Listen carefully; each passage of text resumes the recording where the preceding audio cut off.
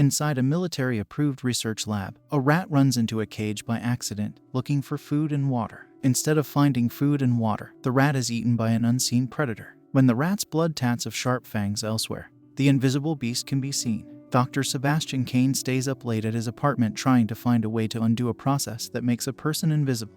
He looks at it for a while. Next door neighbor as she changes her clothes. Sebastian was excited to see her naked, but when the woman closed the blinds on her bedroom window, he was let down.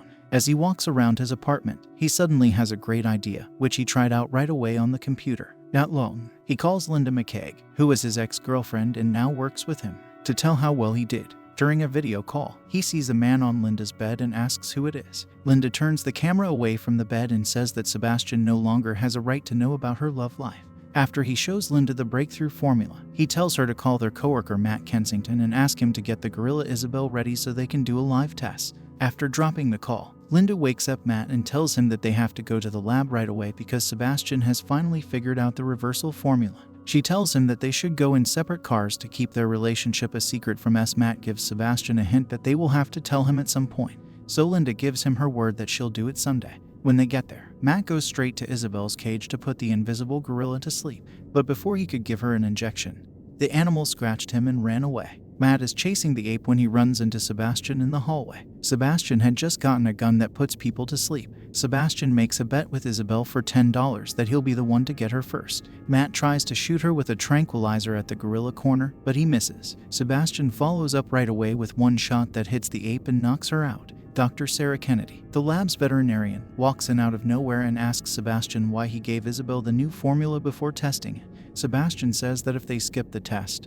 they will save time. Linda stops them from arguing so she can tell Sebastian that the lab is ready. After making sure Isabel is still alive, Sarah sprays a dye on the gorilla's arms and taps them to get them ready for the injection. As Matt gets ready to give Isabel an injection of a serum, Sebastian grabs the syringe from Matt and says, "The honor should go to him." Soon after the injection, the serum moves through the ape's veins and gets to its heart. The research team is amazed to see Isabel's vital organs start to come into view. But as the gorilla's blood pressure and heart rate go up, she starts to thrash around in pain. Soon, the ape's heart stops beating, and it eventually dies. So Linda hits her several times with a defibrillator. After getting no response, Sebastian asks Matt to give him an injection into the heart. But her heart starts beating again before Matt could give the gorilla the shot. As Isabel's health gets better, her body slowly comes into view. The team of researchers celebrates their success by going out to a nice restaurant for a meal. Sebastian talks about how their relationship didn't work out, which is why he wants to get back with her. But his hopes of getting back together with her don't last long. When he tries to kiss her a few days later and she pulls away, he meets with an oversight committee at the Pentagon to tell them what he saw. But Linda and Matt are surprised to hear Sebastian say that he couldn't stop the procedure from happening. Sebastian tells the committee that the research team is close to finding a solution, but they need more time. Sebastian's old teacher, Dr. Howard Kramer, says good things about him. But he told Sebastian that the government could easily get rid of him if he didn't get results soon. Sebastian tells Linda and Matt that he wasn't ready to tell the military about their success because he was afraid that if they did, the government would take over the project. Sebastian says that they should test on people without telling the government. Matt tells him there are rules and procedures, but Sebastian says that's not true. They won't get anywhere by following the rules. Sebastian tells them that they are more likely to win the Nobel Prize if they take charge of the project when they get back to the lab. Sebastian tells the rest of the team that they got permission to test on humans because he volunteered. He did this because he could sense the team's fears. Sebastian tells them that in the past 4 weeks, they were able to bring back 7 apes. He says that testing on people is the next step that makes sense if they want to keep the project going after the procedure. Sebastian will stay invisible for 3 days before doing the reversal on the day of the P. Matt tells Sebastian that he can still change his mind, but Sebastian is determined to be the first human test subject for his experiment on the operating table. Sebastian takes the serum from Linda and says he'll inject himself so Linda won't be blamed if something goes wrong. Sebastian's arm starts to feel funny right after the serum is injected into his vein. He starts flailing around in pain all of a sudden, and his skin starts to fall off as his heart rate goes up and down. Carter B., the emergency medical technician, brings the defibrillator right next to the operating table, but before they could shock him, his heart rate starts to stabilize as he stands up from the pain. Soon, Sebastian starts to lose consciousness as his body slowly fades away. Sebastian finally wakes up after 17 hours. The light is so bright that he is scared. Sebastian tells Linda to turn off the lights and says that he can't close his eyes. Linda points out that even when Sebastian closes the curtains, he can still see through them because they are now clear. Sebastian walks straight to a mirror to check if he really has become invisible. He then walks to the lab with Matt and Linda to show the rest of the team how he can become invisible. After that, Linda tells Sebastian that if he needs it, a member of the team will stay with him. The rest of the team will be on high alert so that they can run back to the lab before leaving. Linda tells Sarah that Carter will come by at 6 in the morning and that she will be back by 8. While Sarah is sleeping, Sebastian comes up to her and touches her hair to see if she's awake. Not long, Sebastian starts to take her shirt off and touches her in an unwelcome way. When Sarah wakes up, she sees that her shirt is unbuttoned. When she looks at the monitor, she asks Sebastian if he is in the room with her. Sebastian is not in his bed. But as soon as Sarah turns around, he goes back and lies down. Sarah tells Linda and Matt the next morning that she thinks Sebastian did something to her while she was sleeping. But Sarah tells them not to talk to Sebastian about what happened because she is still not sure if anything did happen. Sebastian says that he went out to get coffee when Matt asks him why he wasn't in his room.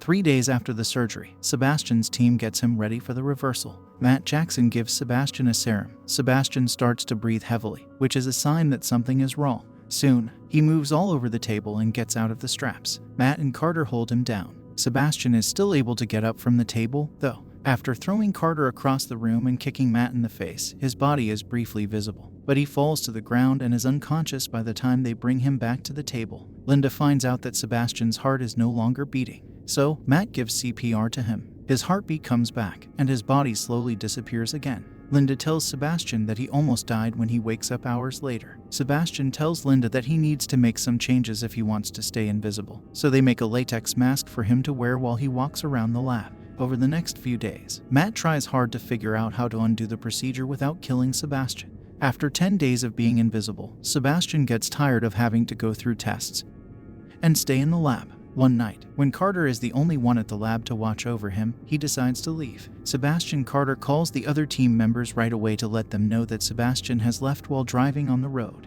He has fun with 2 kids in a car by making them look like empty sockets. Linda tells Matt to go to the lab while she goes to Sebastian's apartment to check it out. When Sebastian gets home, he sees that his next-door neighbor is changing his girlfriend. He thinks about taking advantage of the fact that he can't be seen and going to the next building to get a better look at the woman. Sebastian rings the bell a few times until the woman opens the door and comes out of the room. When she goes back inside, Sebastian watches her as she brushes her hair. He then moves the mirror a few times, making the woman panic and look around the room. Sebastian starts pushing himself on her as she turns away from him. When Linda gets to Sebastian's apartment soon, she sees his mask and clothes on the bed. Sebastian looks out the window after having his way with his neighbor and sees Linda in his apartment.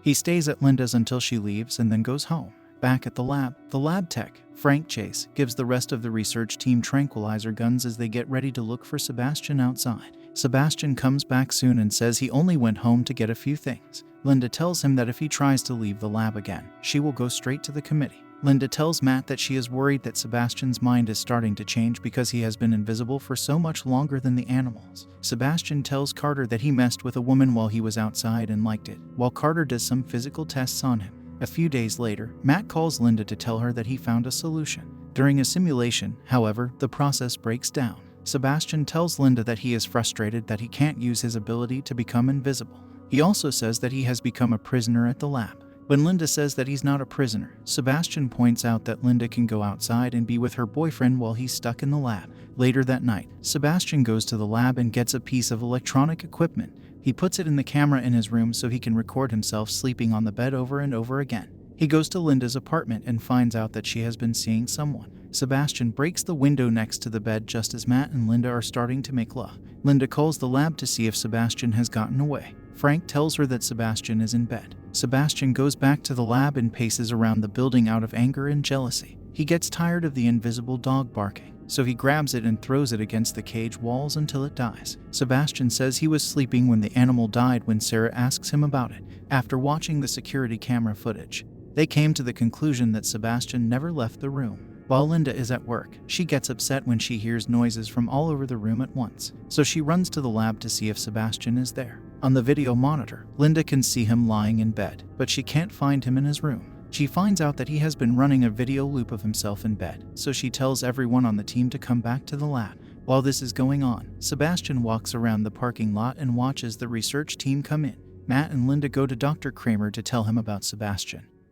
But when they leave, Sebastian follows them there. Dr. Kramer is by the pool when Sebastian attacks. Dr. Kramer yells for help to his wife, but by the time she gets to the pool, Dr. Kramer is already dead. The next day, when Linda gets to the lab, she tries to call Dr. Kramer, but she learns that he drowned the night before in the pool. She tries to call another member of the oversight committee, but all of a sudden, the phone lines go dead. Matt and Linda work on getting out of the lab, but the elevator won't let them in because of the security system. Soon, the research team finds out that their access codes to the lab have been taken away. As they start looking for Sebastian, the lab tech, Janice Walton, gets left behind.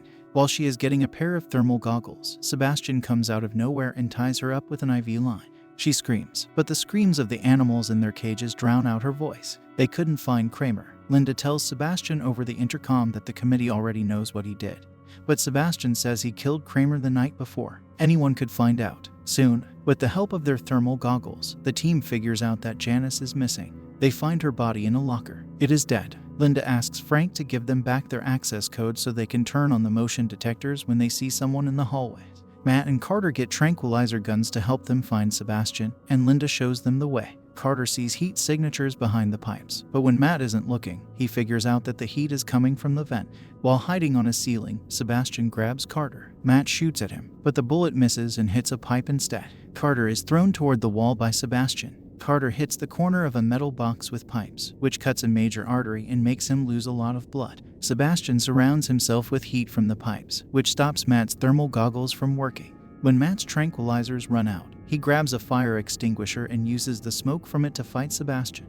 Matt can see Sebastian, but he is still having trouble. Sebastian punches and kicks Matt to the ground, but Linda comes and takes him away to safety. Sarah finds out that Carter has lost a lot of blood, so before she can get back to him, she grabs a few bags of blood from the walk-in fridge. Sebastian locks her in, so she splashes blood all over the floor to see his steps. She gets blood on Sebastian, but Sebastian grabs her and shoots her with a tranquilizer gun because he wasn't happy just knocking Sarah out. When Sebastian breaks her neck, she dies right away. Carter soon dies because he has lost a lot of blood while Frank waits for Sarah to come back. Frank leaves Carter's dead body behind and goes with Matt and Linda to find Sarah. When they find her body in the walk-in fridge, Sebastian comes out and stabs Frank with a crowbar. After that, Sebastian stabs Matt in the lower chest with a metal bar and locks him and Linda in the refrigerator. Sebastian goes back to his room and puts on his mask to get ready. Linda uses duct tape to fix Matt's cut, and then she uses a magnetized metal drawer handle to get out of the fridge. She then pulls Matt out of the freezer and starts a fire to warm him up.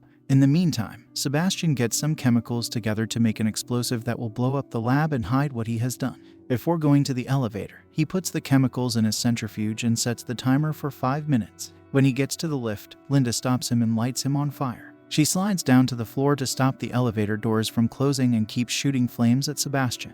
After getting off the elevator, Sebastian slowly pulls off his cinched clothes, which makes him invisible again. Linda uses the flamethrower's last bit of fuel to turn on the sprinklers. Sebastian is able to sneak up on her and take her down, but Matt saves her by hitting Sebastian with a crowbar. Sebastian tries to hit Matt with a crowbar, but Matt pushes him away, which makes Sebastian hit a fuse. As Sebastian gets electrocuted, parts of his body start to show. Matt and Linda found the fake bomb that Sebastian had made, so they run to the elevator in hopes of climbing the ladder outside. As they go up, the fake bomb goes off, sending the elevator up and scraping Linda's shoulder on the way. The elevator is then pulled back up, but it stops just before hitting Matt as they start climbing the ladder again. Linda is pulled back down by Sebastian. Linda and Sebastian both land on, which is only held up by a thick wire. As Linda tries to get away, Sebastian steals one last kiss and tells her it's just like old times. While they kiss, Linda grabs the wire holding up the elevator and uses her foot to cut it. Linda holds onto the wire and watches Sebastian fall down the elevator shaft to his death.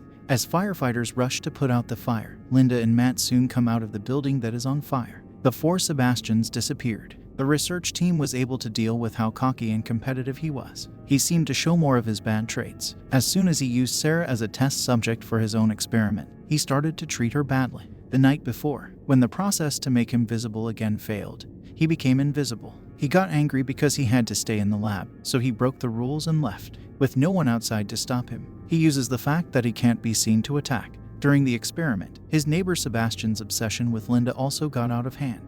even though he's not dating Linda. He killed an innocent dog in a fit of jealousy when he found out she was dating Matt. So far, his ambition has been the most dangerous of all his bad traits. In order to keep his job, he killed his mentor, Dr. Kramer, and made a complicated plan to blow up the lab while all of his coworkers were inside. He did this to get rid of all the proof of his crimes. He might have done it if not for Linda and Matt.